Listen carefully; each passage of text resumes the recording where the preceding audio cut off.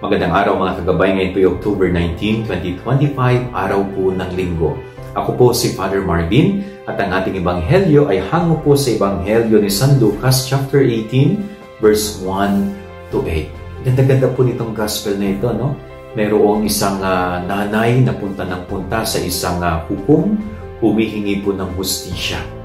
At sa kababalik nito sa hukom, eventually ay pinagkaloob ng hukom yung hustisya na kanyang hinihingi.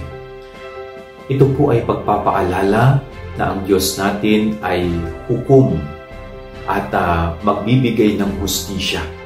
Lalong-lalo na po sa mga pobre, sa mga mahirap na ipinagkait dito sa lupa ang kanilang karapatan, ang kanilang hustisya.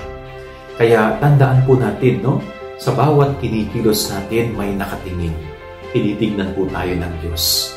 At kung dito man sa lupa, hindi makamit ng tao ang tamang hustisya dahil sa mahina siya, walang kakayanan, pobre, pero pagdating po sa langit, ang Diyos ang siyang huhukom.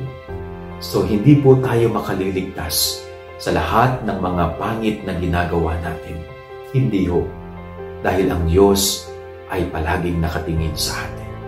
Kaya magsikap po tayo na dito sa lupa pa lang, nagpapakabuti na tayo.